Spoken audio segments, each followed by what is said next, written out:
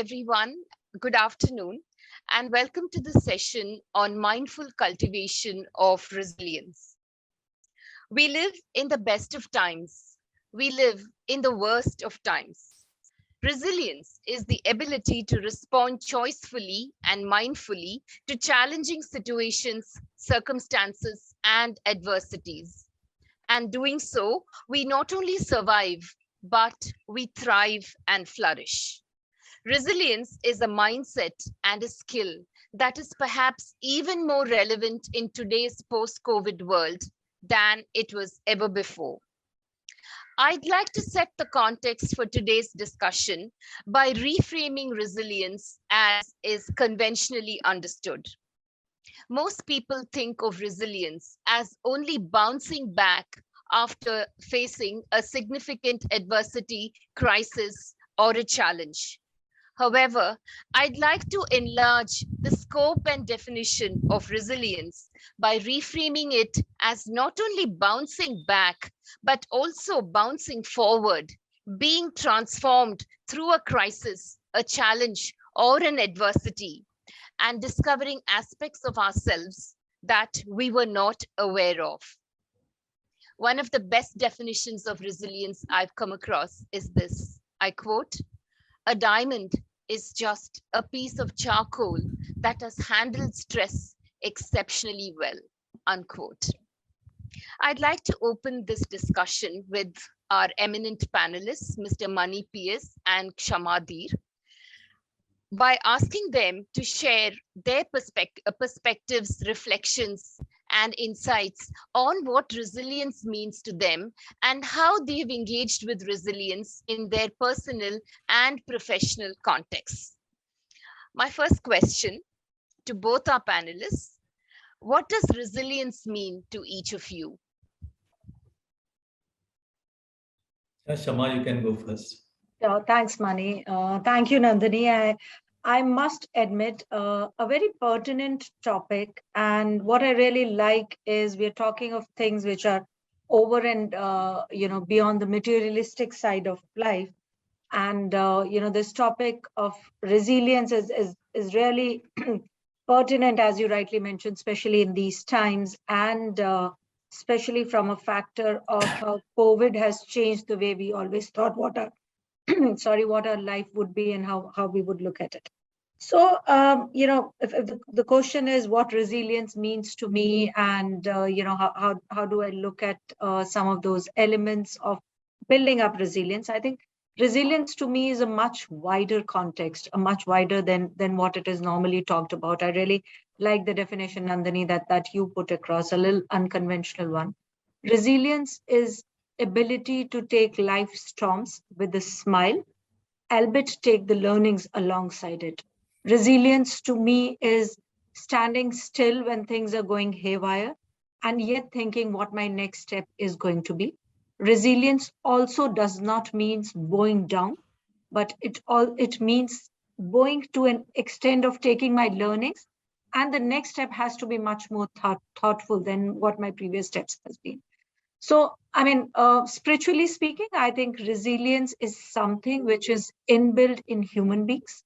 It is something which God sends us with. But where we lose that factor is it is a lot of covering of the material world, of the education, of the circumstances around us, of our upbringing, of our culture, that we forget what the resilience, the core resilience which is inbuilt in it. I typically, give or remind myself an example of resilience is if you were to see an old man walking and trying to cross a road. And, while looking at him, you barely could think this person could not walk one step steady at a time. But suddenly, if he sees a speeding car coming in, he will just jump across the street just to save himself. That is an inbuilt resilience which God has sent us with. There are times where we kind of, have that cover. I'm growing old, I'm growing, I'm ill, I'm sick, or this is not in the purview of social things or what I need to do. The moment we start uncovering some of those conditioning, that's where the true human resilience come into play.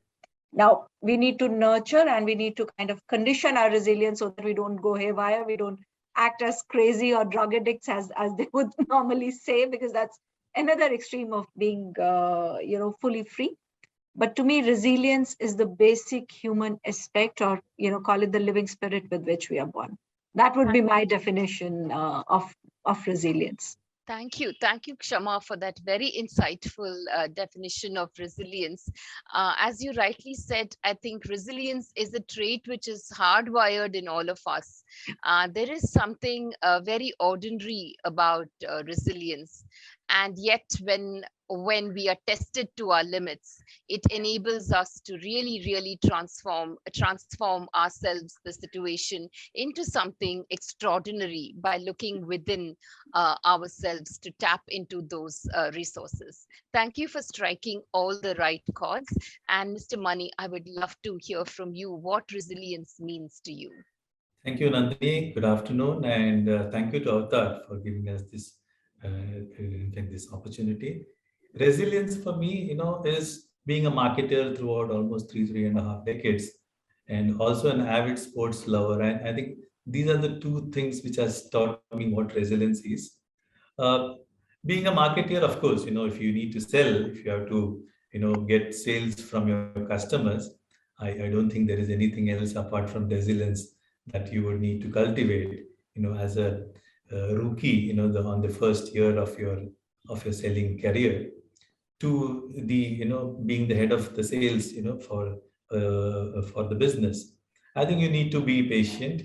You need to be very positive that things are going to happen.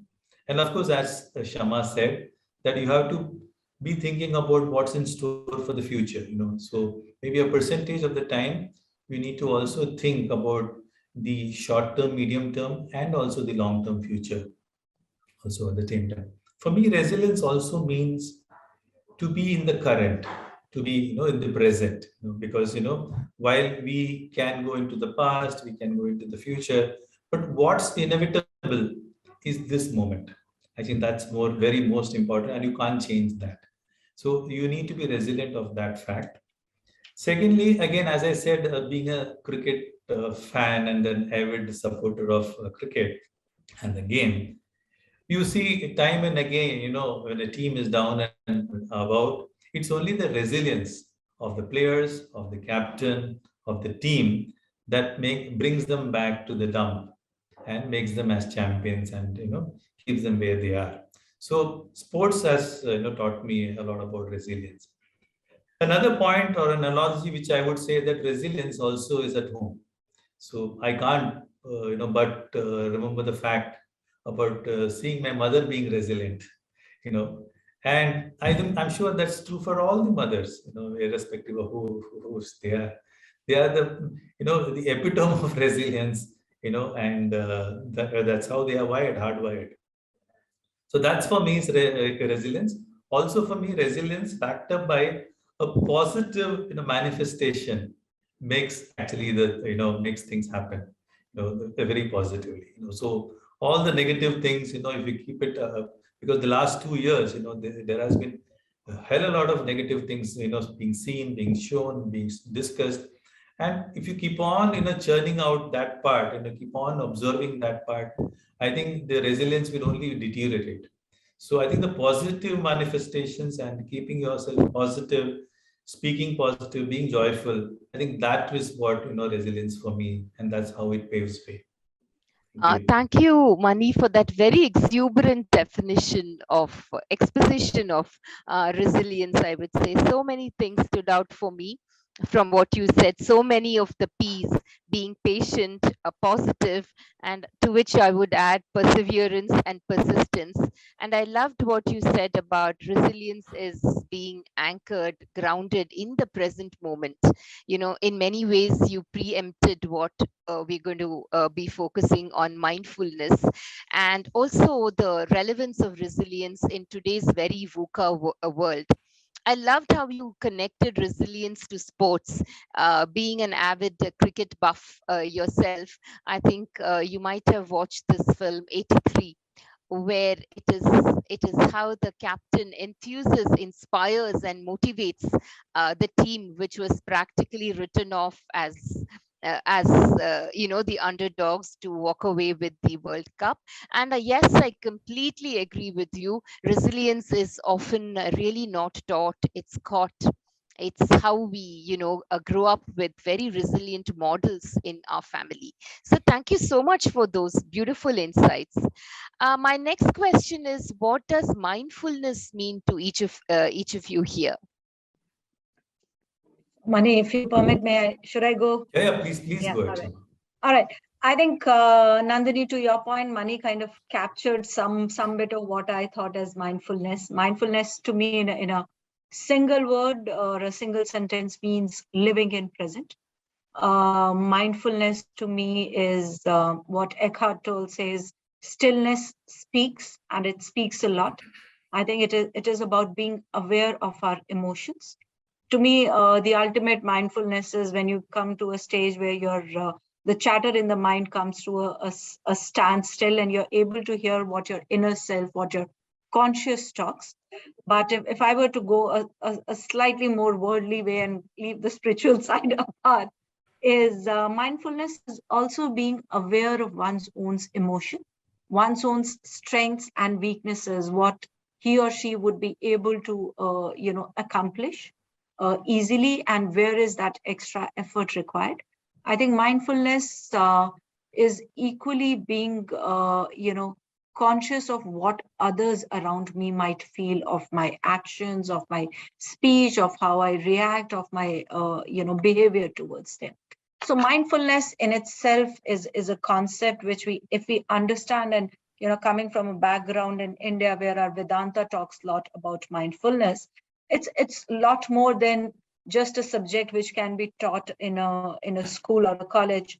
Unfortunately, we are not even taught the basics of it, because what we are taught about is, and even in the corporate world, what we are taught more is multitasking is a virtue to look at, while to me multitasking almost is opposite of what mindfulness is, because it takes away the entire pleasure of going deeper into it. So if I were to think of a T, mindfulness is the vertical of going deeper, while multitasking is the horizontal of doing multiple things at the same time. So mindfulness to me is a practice, is something, is a virtue rather. I would put it like that. It's a virtue if we kind of imbibe it in our day-to-day life by a lot of practice, by daily adherence to it. I mean, there are multiple ways to do it, but the moment you start doing it, you'll see life and its miracle are opening up for itself. Yesterday, I was listening to a podcast, and somebody was asking, how does miracle happen? And the speaker said, miracles don't happen. It's the human mind only that leads to miracles.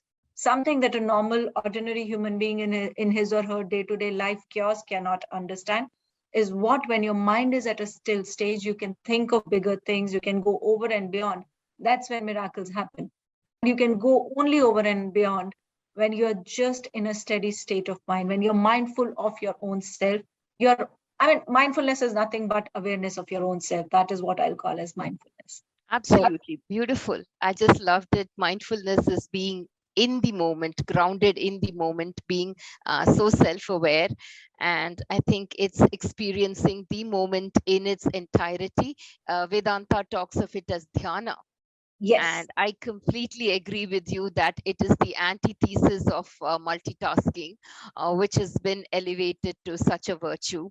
So I think that was so beautifully captured, Kshama. Thank you for bringing that out so eloquently and gracefully. Mani, I would love to hear what mindfulness, how it Yeah. speaks to you.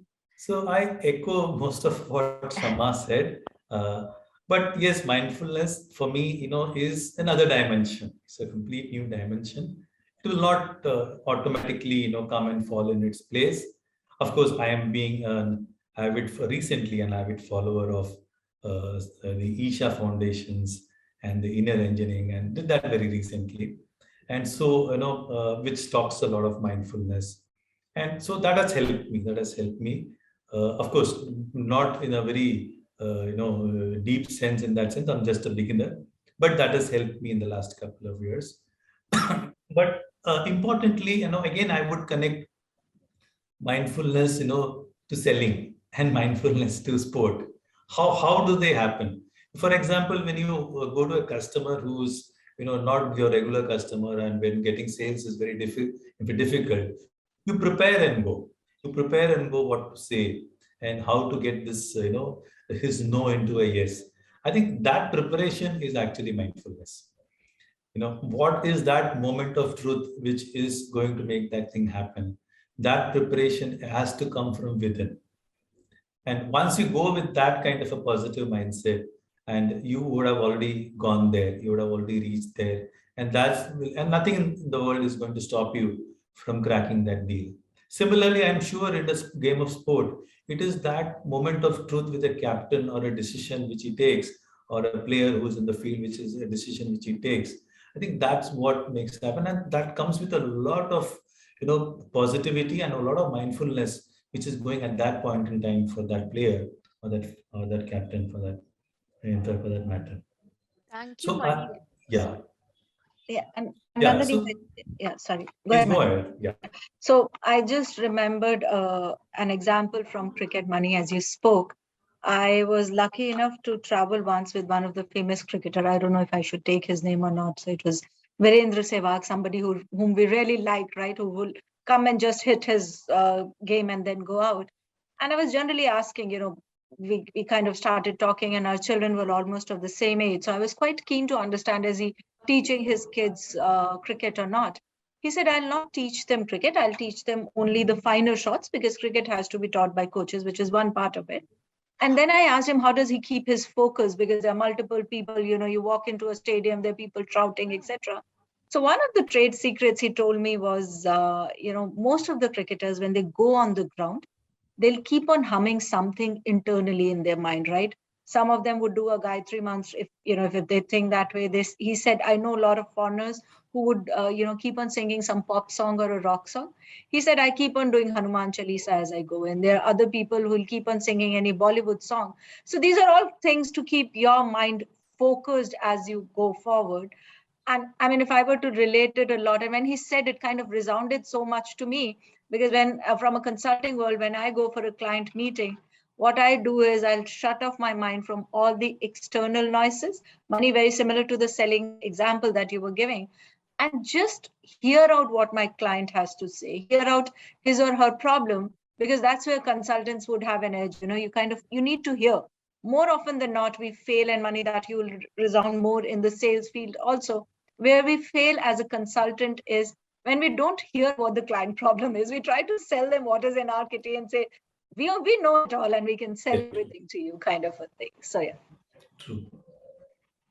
Mani, do you want to add on to it? Yeah, so no, of course, these two examples, and beautifully, also mentioned by Shama about Viru Paji, because again, I also have heard him saying that just focus on the ball. The ball is supposed to be hit it. Now, what's the problem in life? Why do you want to focus on the bowler? Yeah. That's for me is mindfulness, and nothing Absolutely. but it's as simple as that. It's only the complexities which makes different.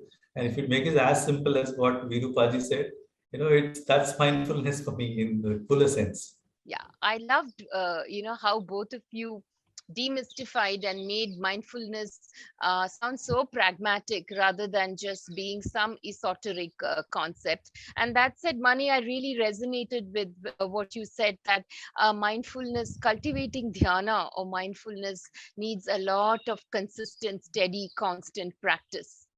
You've got to be Yeah, it doesn't happen overnight, and I think it's so important to stay the course. And given the nature of the human mind, its tendency to be fleeting and just get scattered, I think every time it does that, I think bring it back to that state of awareness with a lot of self compassion. And I think that's for me a very important part of the journey.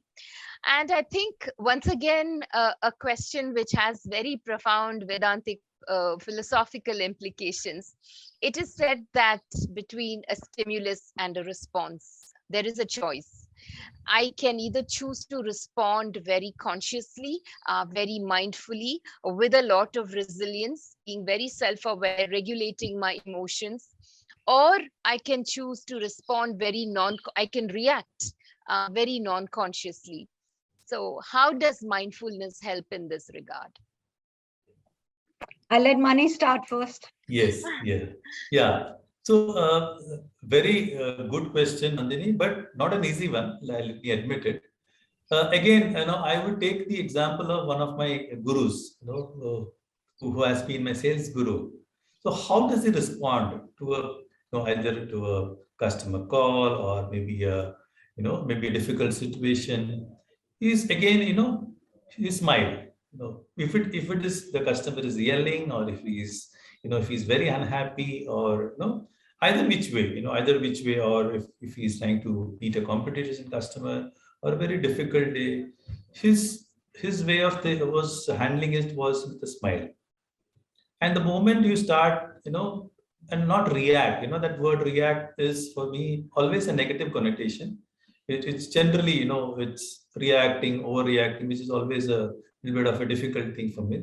Is to keep that smile on, and then get into a conversation which would start with like a slow conversation, and get the set the ball rolling, and make the ambience very comfortable, and very conducive for both the sides. I think that's a huge lesson and an impression which has made me also how cool and composed this gentleman can be.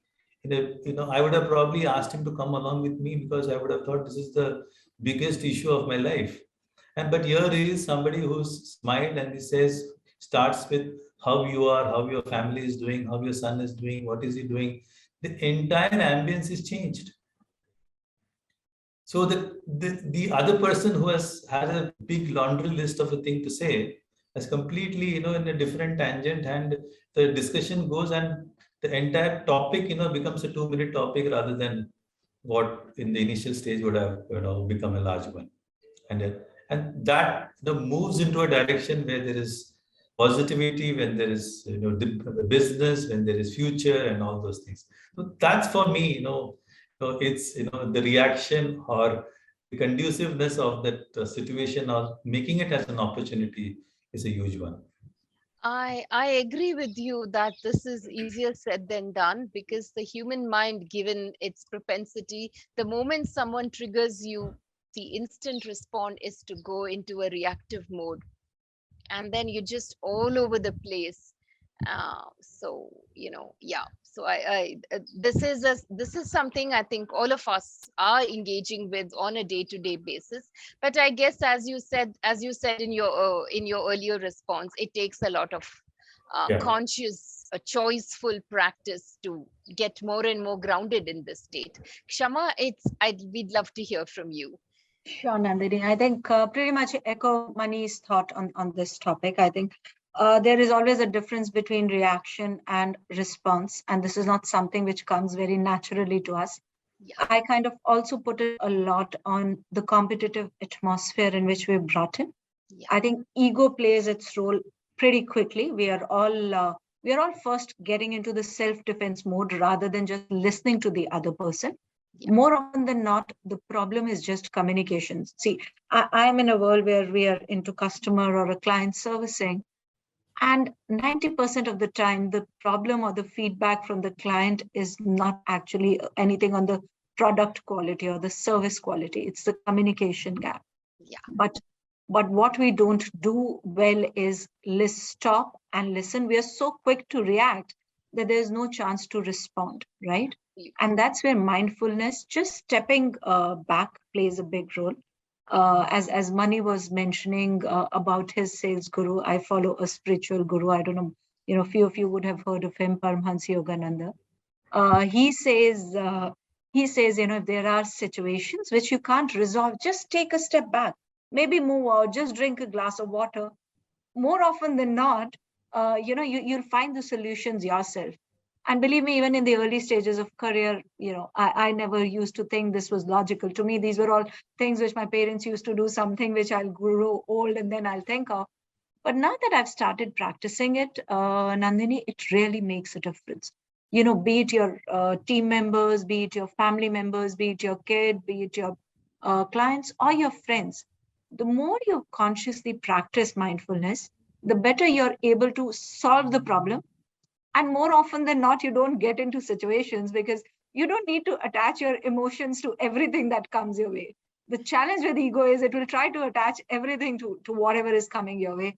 And I think the entire practice of mindfulness, resilience is a practice of letting go of ego. I know it's a journey. It's much easier said than done. But if we let go of ego, that's where the life becomes a lot more simple. It's not so complicated as we've made it out to be. Absolutely. I think I completely resonate with you, Kshama. I think I remember my guru telling me that you've got to separate the experience from the experiencer. Yeah. Very often it's just that the experiencer, we get entangled. So you Okay. sort of need to bring that witness consciousness, the Sakshi Bhava, and Yes. at the same time look at yourself as a Sakhi, not Yeah. berate yourself, flagellate yourself, saying, oh my gosh, you once again messed it up. So that's the journey. My next question, I think I'm taking off from what you mentioned, brought up a little earlier, Kshama. Women professionals, we are constantly being told that we are experts at multitasking. Comes so naturally to us, and a successful woman professional is an adept at multitasking. How do you see this vis-a-vis the discussions we've been having on mindfulness and Mm. resilience? And then I would also like Mani to respond to that. I think we need to change the narrative for sure, Nandini. I think the complicated women brain that science has now proven we have, much more complicated than men, sorry, Mani, uh, is able to handle multiple situations at the same time.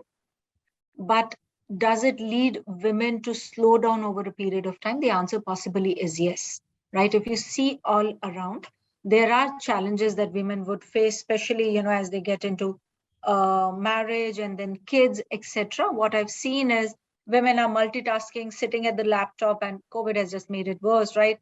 You're having your kid go through the classes, you're worried about your in-laws, you're worried about your parents, you're worried about your overall household, etc, because you're carrying that burden on your shoulders, right? Mhm. I think mindfulness means doing one thing proper at a time and then moving on to the next phase. If I were to give one training to all women professionals, it would be scheduling your day proper Yeah. rather than trying to fit in multiple things at the same time. And my favorite example always, Nandini, is there are a lot of team members who would come to me and say, Shama, we just can't manage it. And I'm like, you know what? Just take 5 deep breaths. If you have the patience to take those 5 deep breaths, believe me, everything else would be sorted out. And more often than not, it's only after 2 or 3 deep breaths, they'll say it's just not possible for us to stay on for another 2 minutes. But believe me, there's no stock exchange which would fall down if you don't do 50 out of the 100 things you've written for yourself at the beginning of the day. But Absolutely. it's for us women who try to be an expert at everything, Nandini. That is what is creating a problem. We would want to be a good mom, good wife, good daughter-in-law, good employee, good boss, everything good. I mean, life can be okay. You don't need to perfect and ace every game, every day, every moment. I think we'll have to remove that burden, and that goes back to my point on ego. I think we take it upon ourselves. If somebody else says, you know what, this lady has done very good for her kid, and we're like, why can't I do it? But my dear, you're doing already 5 other things which someone else is not doing. Your journey is just your journey, and nobody else's journey is how I would put it. Beautiful, beautiful. I hope many women professionals and their allies are listening to what you said. Mani, I'm very curious to listen. Yeah. So, in fact, Shama said it To all. your point of view on this. It is, it is one in a world where we expect, that the woman takes all the burden, and I don't know whether it's an unconscious bias, or I think it is bordering on unconscious bias. Okay, this is what I feel. Secondly, also, I remember a TV ad in the very early days, wherein this company which is to manufacture textiles, there is a man who used to crouch, and the entire world is to be on his shoulders and is to rotate. It was mills. Okay, that's how the Indian women are. Women are. They want the entire burden to be on their shoulders. But I think things are changing, because some like me, after my I moved from the sales career to the strategic initiatives, were one of the key priorities for me in the new organization. is increasing women diversity in the organization.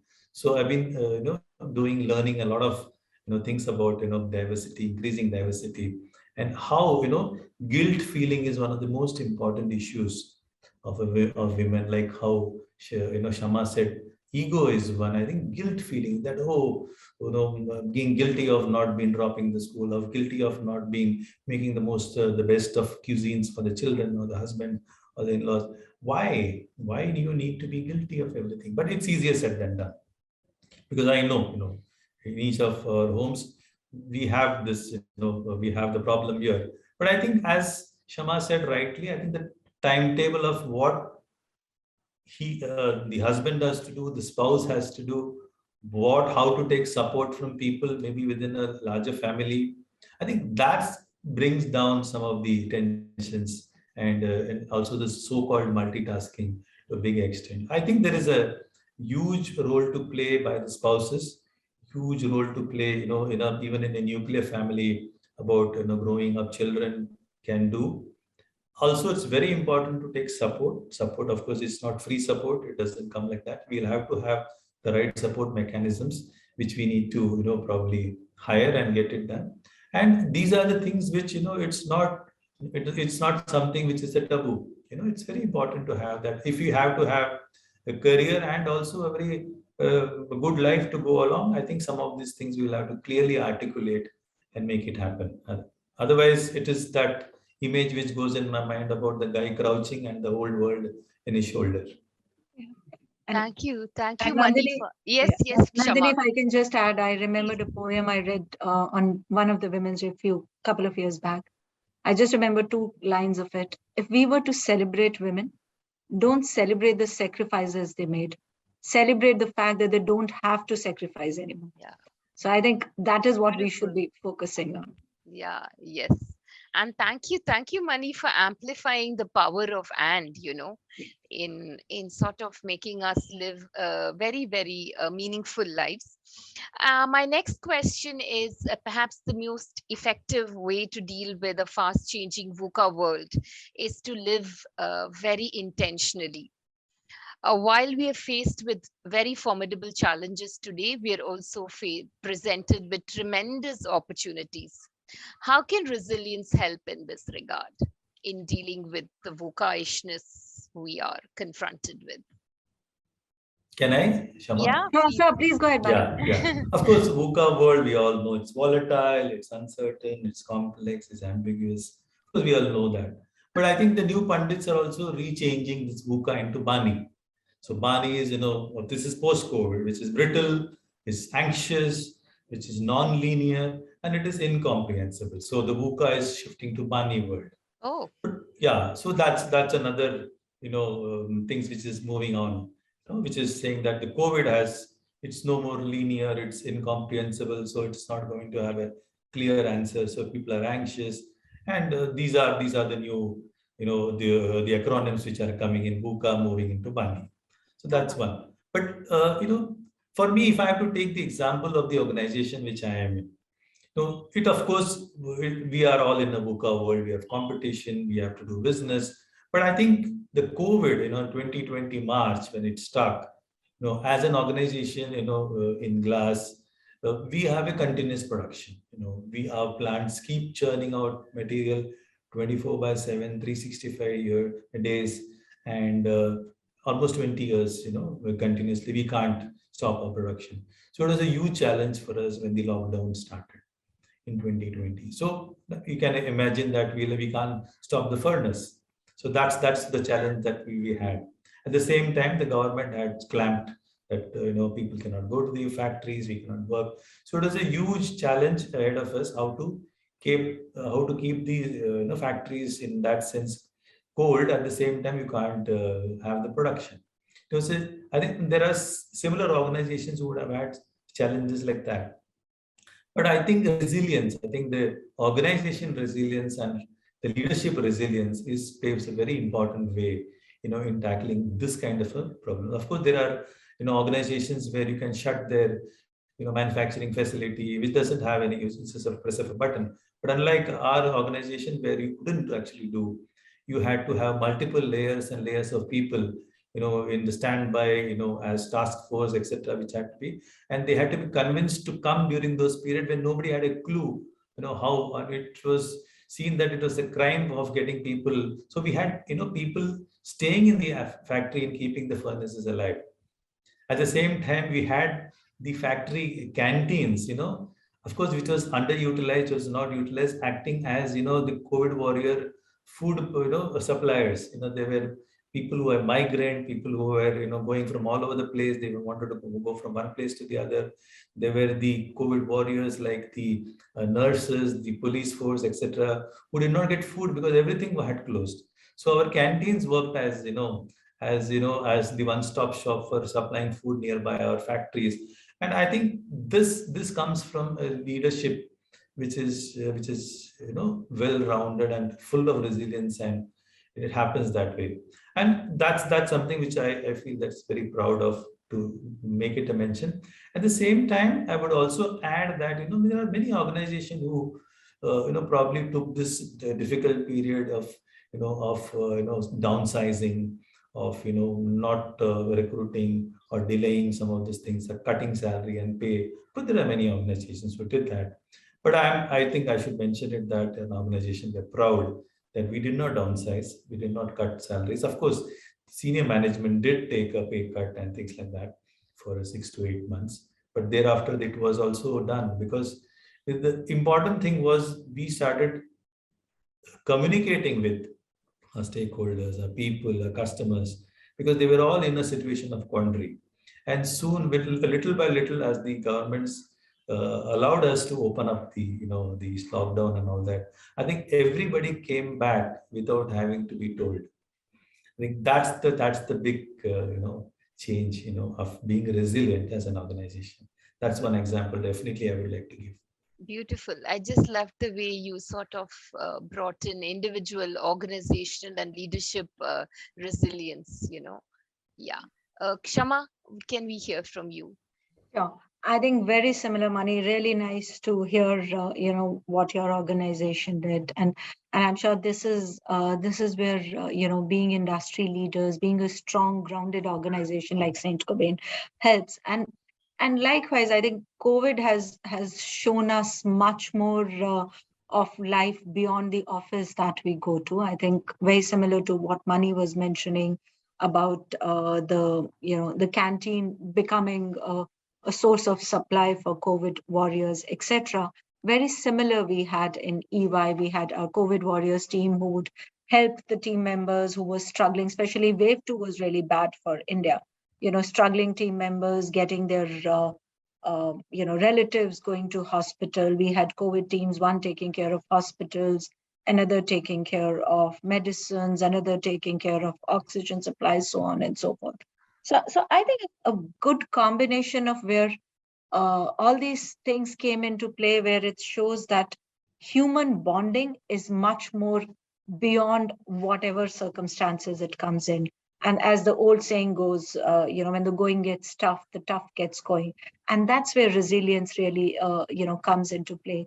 But to me, the fundamental, be it an organization, be it an individual, be it an economy, country, whatever it is, if we know fundamentally what we stand for, I think that's where we start building up resilience in itself.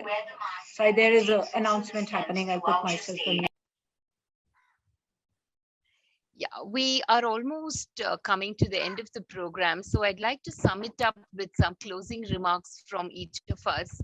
For me, as I said earlier, resilience is not just bounce back, but it's bounce forward to transform through whatever the crisis, the tragedy, to see it as a catalyst and to really look within myself, to be very, very choiceful. At every moment, I have a choice. Whether to be a victim or whether to survive and go beyond surviving to thriving and flourishing. So, I'd love to hear from both of you as we wrap the session up. In a nutshell, what does resilience mean to each of you? Sure. So resilience to me means finding power within, finding your own power. And once you know what your inner power is to surrender to the bigger universe, the bigger power, whatever we want to call it. We want to call it God, we want to call it Shiva, whatever we want to call it, and then surrender it to the overall setup that there is something, someone who'll take care of you. And that to me is resilience in a nutshell, Nandini. Beautiful, beautiful, really beautiful. Resilience for me, as I already said, that being in the present, being positive, and being joyful. I think that's because these three for me, that it's very important to be projecting that way if you want the same response from the other end also. Yeah, I really love this element of joyfulness and exuberance. And I think it's a very, very beautiful way to conclude what for me has been a very, very deeply meaningful, enriching, and engaging session. Thank you so much, Mani and Kshama, for your time, for your presence, and for the amazing conversations we've had in this space. Thank you so much. Thank Thank you, you. Nandini. Thank you, Shama. It was a pleasure, being with you and talking to you. Likewise, Mani. Thank you. Thanks, Nandini. Bye bye. Take care. Bye. Bye. Bye, everyone. Thank you.